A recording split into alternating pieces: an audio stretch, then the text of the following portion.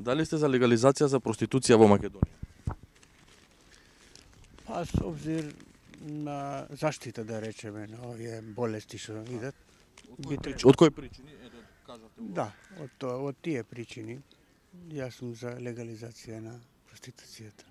И да нема силување, силеџи, тепање, малтретирање на жени кои што не го сакаат тоа.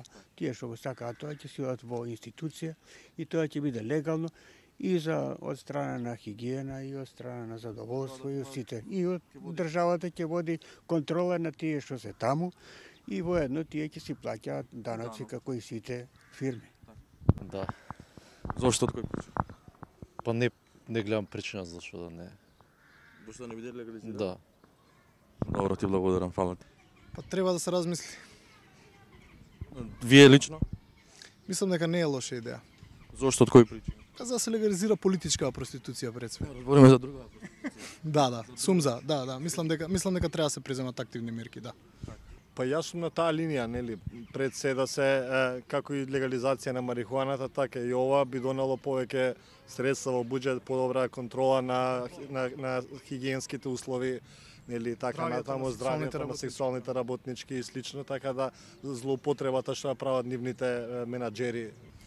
Во принцип, добар дел од самите сексуални работнички не сакаат да се легализира, затоа што ја губат анонимноста.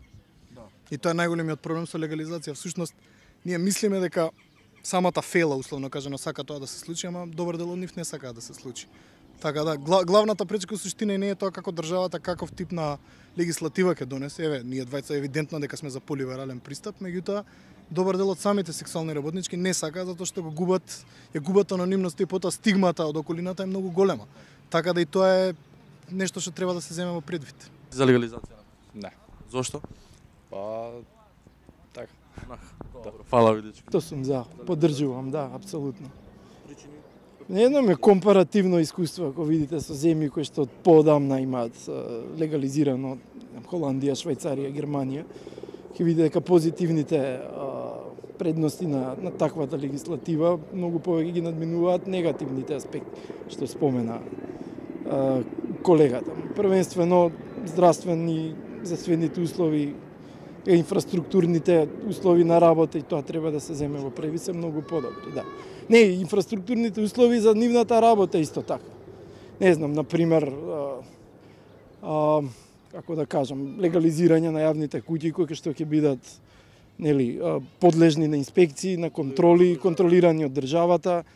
Не знам, дури имате позитивни примери Швајцарија каде што дури проституцијата која што се одвива на автопатишта и на улица е исто така инфраструктурно поддржана, или легализирана и подлежна на инспекција. Не сум. Кои причини?